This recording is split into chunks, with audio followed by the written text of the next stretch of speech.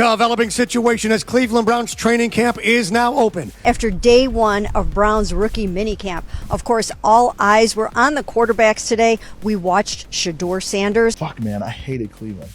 Whoa! The Cleveland Browns opened training camp this week, but instead of football dominating the headlines, a different kind of storm erupted. And it wasn't about depth charts or injuries or quarterback battles.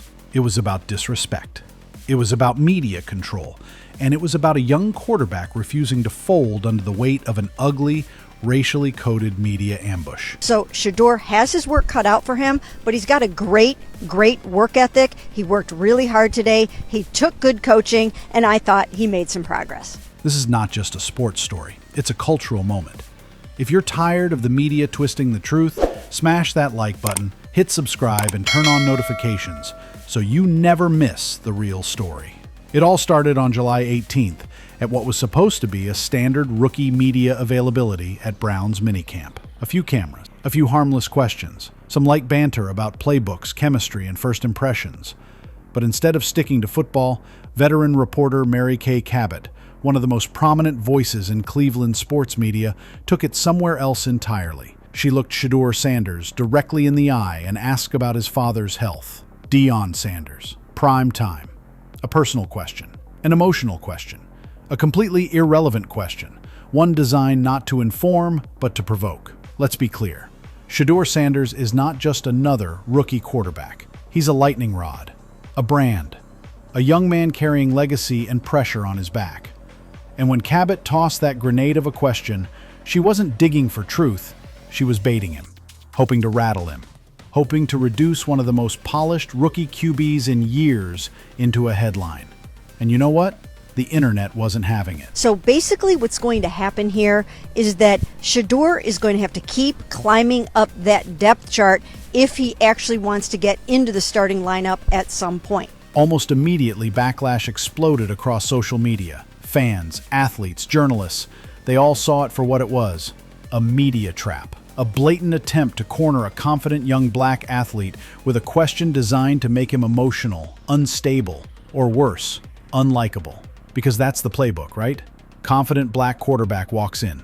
The media tries to humble him, and if he doesn't play along, they smear him. Shedeur didn't bite, not even close. He calmly redirected the conversation, with absolute poise, back to football. Just as he should have, just like he was raised to. And that move, that grace under fire, only made the media more furious. Because they didn't get the clip they came for. No outburst, no viral meltdown. Just a composed, calculated answer from a young man who knew exactly what the game was. It's not necessarily a good look. Evaluating circumstances there. Is this a big deal, little deal, or no deal? And let's talk about Mary Kay Cabot for a second. This wasn't some newbie making an amateur mistake. Cabot's been covering the Browns for decades. She shapes narratives. She steers headlines. And she's been called out before. Not for her football insight, but for what kinds of stories she chooses to spotlight. Missed reps become attitude problems. Traffic tickets become character flaws, and somehow, the spotlight always seems to glare the brightest when the quarterback is young, talented, and black. So no, this wasn't just a one-time thing. This was a pattern. This was a page right out of the old NFL media playbook. Smile too much? You're not serious enough. Wear designer clothes? You're arrogant. Speak with confidence? You're cocky. But God forbid you stay quiet and focused? Then you're cold or aloof. What I say, you never bring your proofs or anything. You just either call me Cap. Cam Newton clowned for dancing. Lamar Jackson picked apart for not being polished. And now Shedeur called arrogant because he doesn't flinch when poked. It's the same movie on repeat, just with a different face. And let's be real, this didn't just hit a nerve with fans. It triggered a cultural reckoning. Because football fans in 2025, they're not just watching, they're analyzing, they're recording, they're reposting clips and calling out patterns in real time. And when they saw Mary Kay's question, they didn't see a harmless moment. They saw a calculated attempt to control the narrative around a rising black star. Because that's what this has always been about, control. Let's rewind even further, to draft day. Shedeur Sanders, after a historic college career at Colorado, with a spotless record of leadership, social impact, NIL business savvy, and undeniable football IQ, fell all the way to the 5th round. 5th. Most mock drafts had him going late 2nd. some third at worst. But fifth, that's not a fall, that's a message. And fans weren't buying the excuses. Within weeks, a $100 million lawsuit was filed against the NFL by a fan who claimed that racial discrimination and a coordinated media campaign tanked Shedeur's draft stock. The media barely covered it, which says everything. Instead of asking, why did this guy fall so far, they shifted the conversation to watches, outfits, and whether Shedeur would be humble enough to succeed in the NFL. Forget the numbers, forget the tape, forget the leadership. All they wanted to talk about was whether he acted like a backup. And yet, even as the media tried to paint him as difficult, he never cracked. No locker room drama, no disrespect, just quiet confidence, just football. And when Cabot asked her question, knowing it had nothing to do with camp, he didn't even blink. He leaned back in his chair, probably with that same signature watch catching the light, and said, "I'm here to talk about football. That's it. No rants, no bitterness, just precision, professionalism, power." That's the kind of discipline that Deion Sanders raised him with. That's the kind of poise you can't fake. And that's exactly why they fear him.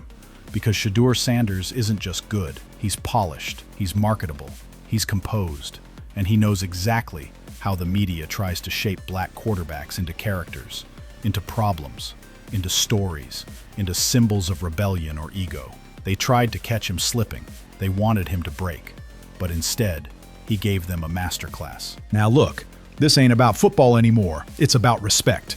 It's about how black quarterbacks are still expected to perform emotional gymnastics just to be taken seriously. It's about how one passive-aggressive question can carry the weight of decades of coded media narratives. It's about how confidence in a white quarterback is seen as moxie. But in a black quarterback, it's ego. Same attitude, different headlines, every single time. Former NFL safety and current ESPN analyst Ryan Clark didn't dance around it. He went straight at it.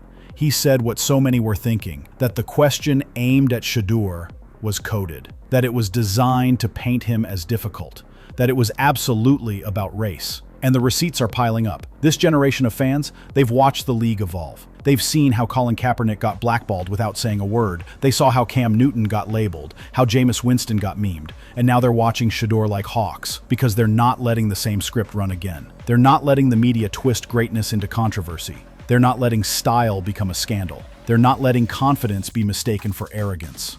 Not this time.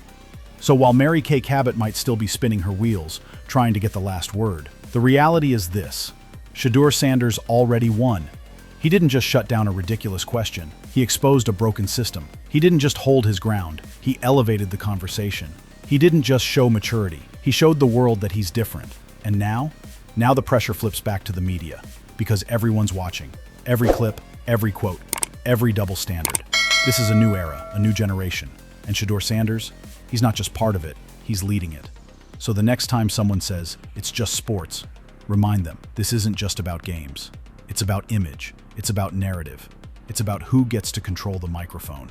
And right now, for the first time in a long time, the mic belongs to Shedeur.